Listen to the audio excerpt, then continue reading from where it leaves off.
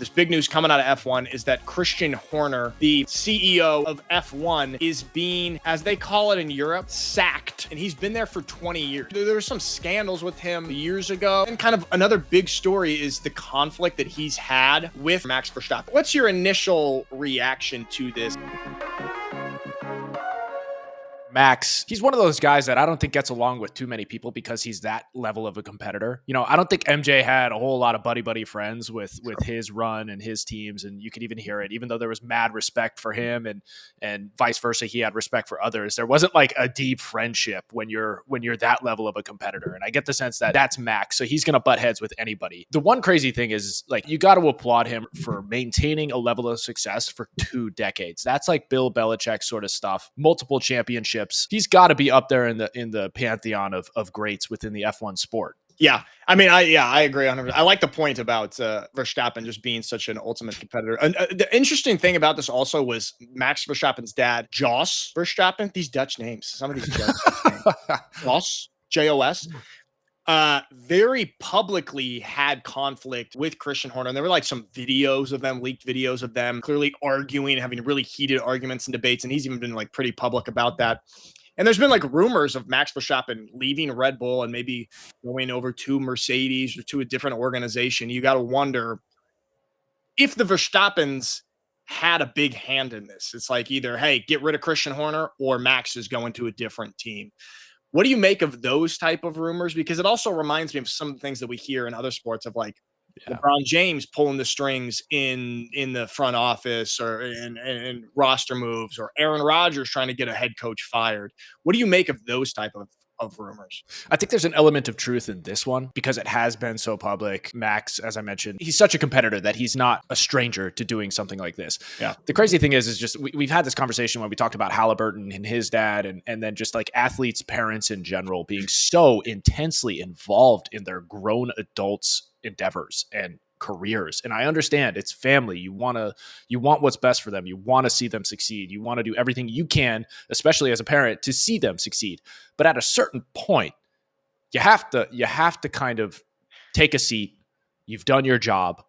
Watch your kid succeed or fail based off of the way in which you raised him.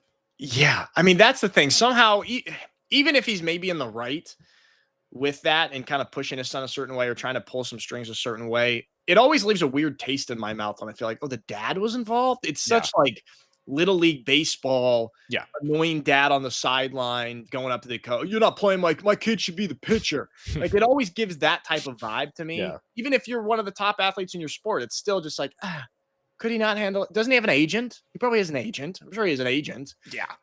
So these type of things, I don't know. It just always rubs me a little bit the wrong way. Also, they're an Austrian team, and they just had a pretty poor performance at the Austrian Grand Prix, kind of like their homecoming Grand Prix. That didn't help at all. I'm trying to think of like what the equivalent this would be, because this is the middle of the F1 season. Like, I'm trying to think, is this like middle of Brady Belichick season that Belichick gets fired in the middle of the season? Like, would you equate it to something like that? Yeah, it's up there. And I was going to say, there's never been a successful dynasty that's never had friction. We've always talked about it's a relationship. It's a symbiotic relationship as to how you go about succeeding and how you best maximize what the talent and the expertise and strategy together. And there's always going to be friction when you're talking about two guys who have that level of understanding and knowledge of the sport that they're in. So I know it's been back and forth with Horner and Verstappen for many years, as we've seen in the Drive to Survive series. Yeah. But this would be equivalent. I just think it's crazy though, because there are the rumors that have been coming out, right, that the Brady and Belichick relationship was getting rockier and rockier toward the end, but they still kept it together.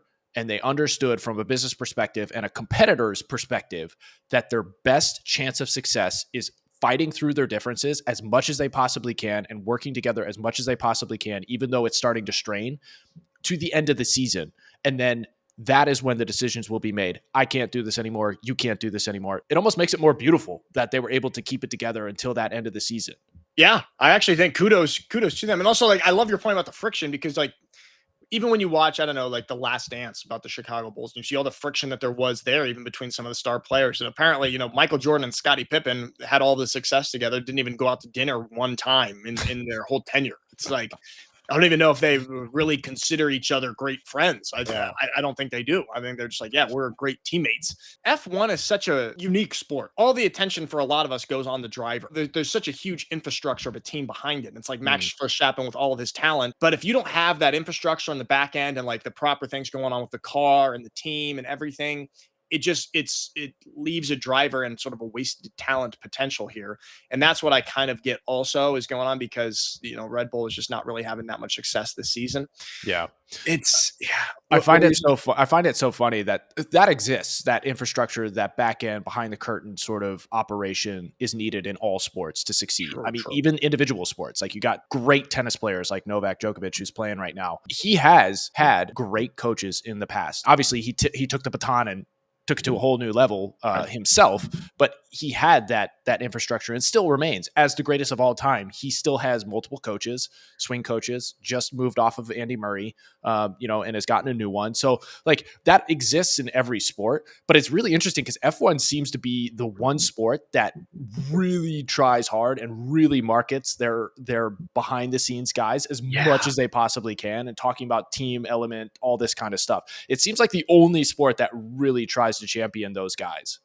That's a good point, actually, and I wonder how much of that is due to like that documentary of Drive to Mm. Survive and getting like all that behind the scenes. I mean, that was 50% of the show Yeah. is all of that infrastructure that goes on and all the people and all those jobs that are on. But you're right. I mean, yeah, that exists in every single sport. Think about a football team. I mean, sort of same sort of thing.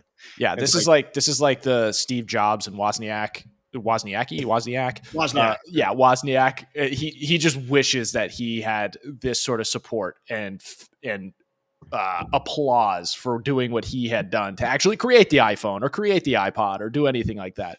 It's, Steve Jobs, the idea guy. Every good founding team needs Jobs and needs a Woz. Okay, Steve Jobs is just sort of that's actually one of the best jobs ever. Is just sort of, hey, I have this idea, make it. That's Yeah. the